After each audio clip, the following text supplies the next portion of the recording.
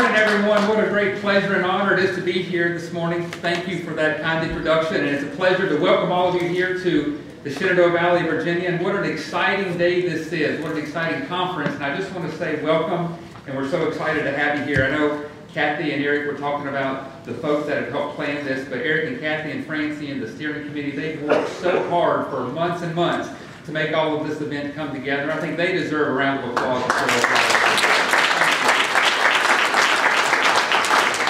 Well, for me, as the Commissioner of Agriculture and Consumer Services, it's very exciting to look out across the room and just see the collaboration and the partnership of so many different individuals and associations and businesses that have come together. And when you look up on the screen, when they flash up the sponsors and all of those that have really come together to make this event work, it's very exciting to see that this truly is a great example of what can happen when we work together and we collaborate. I think our friends in Washington, D.C. could probably take a few lessons in collaboration as they try to deal with their own messes up there. But in the program, it talks about collaboration, conservation, and community.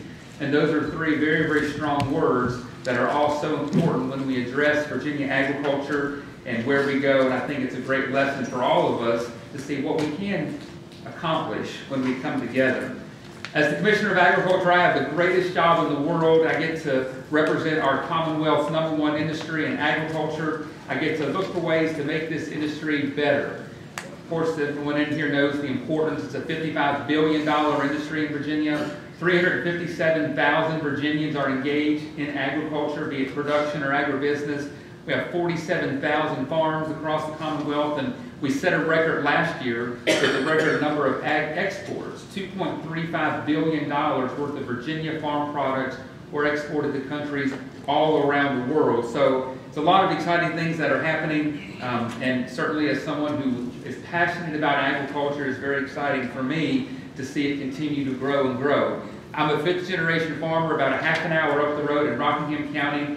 And the thing that I've learned in my lifetime is what makes agriculture so successful generation after generation is the ability to dream, the ability to think outside the box, and the ability to have that spirit of innovation.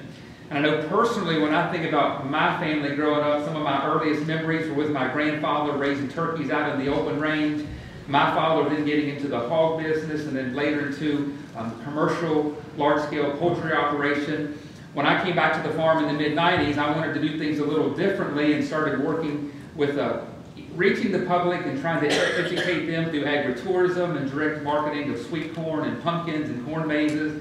So every generation in my family for the last 5 generations has done things very differently, but every generation has been successful.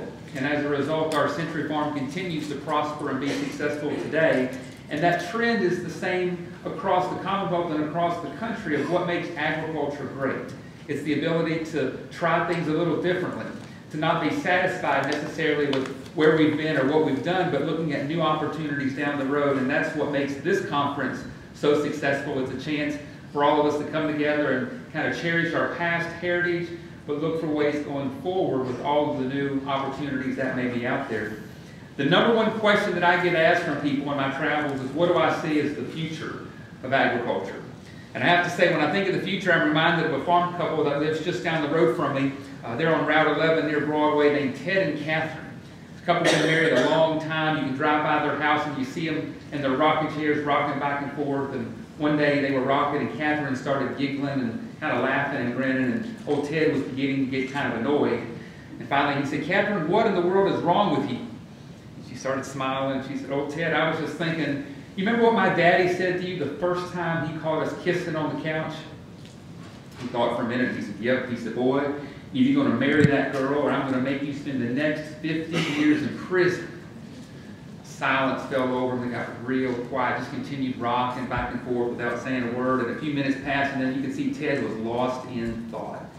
A little tear came to his eye and then another tear. Then he starts crying, just kind of sobbing out of control. And at first, Catherine, she thought something was really wrong, and then she started smiling. And she said, "Oh, Ted," getting all emotional inside, thinking about all the great warm memories we've had together all these years. And he looked up and said, "No, Catherine, I was just thinking, if I chose prison, I'd be out today."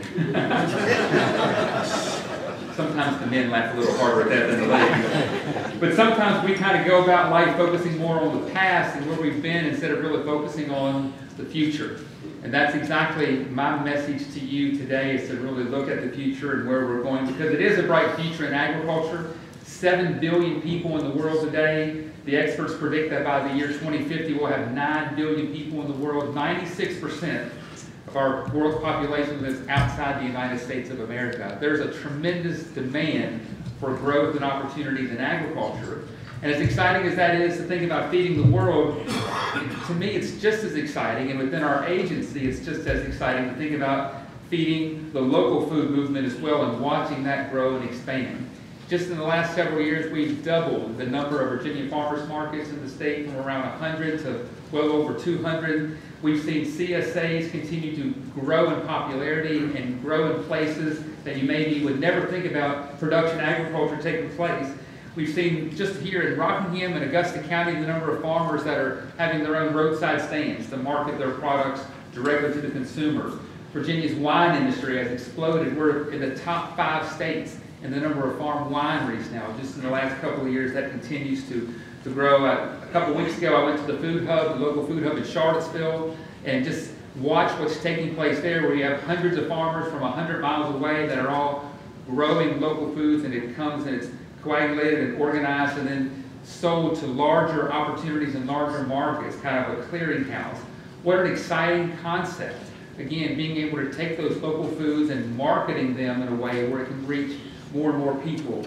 We just celebrated Farm to School Week 2 weeks ago. Had the opportunity to go to Louisa County and visit an elementary school where they have farm gardens and raised beds in the back of the school, where all of the young elementary students are actually out there tending to these gardens, and all of the produce that's produced is actually used in the cafeteria, and the kids can help pick the lettuce and then have it for lunch that day in their salads. These are the types of things that we're seeing all across the Commonwealth, and it's very, very exciting. One final one I'll mention: last year, the General Assembly, at the encouragement of Governor McDonald, who was a tremendous supporter of Virginia agriculture, we created the APHIC grant. I see Stephen Burson here today. He's been the one who's kind of been organizing this within our agency. The Ag and Forestry Industries Development Fund, where if you're a farmer and you're interested in being able to have some type of further processing, whether it's apples to applesauce or some type of expansion of using Virginia-grown products, you have to use at least 30% Virginia-grown products, and converting that to some type of finished agriculture product. You can partner with your local government and apply for a grant and receive matching funds that can help give you that extra boost to make these types of operations get off the ground and be successful. We see it at all levels. We see it all across the Commonwealth and at all sectors of government, where we're recognizing the importance of the local food movement. And it's exciting to see that so much excitement is here today. So many folks from different backgrounds are here. And the last thing I want to mention is that agriculture is our #1 industry. And the thing for me as commissioner that's so exciting is there's a lot of hungry mouths out there to feed. 7 billion people in the world. And it takes every type of farmer, no matter how different, no matter how unique, it takes every type of farmer to feed the 7 billion people.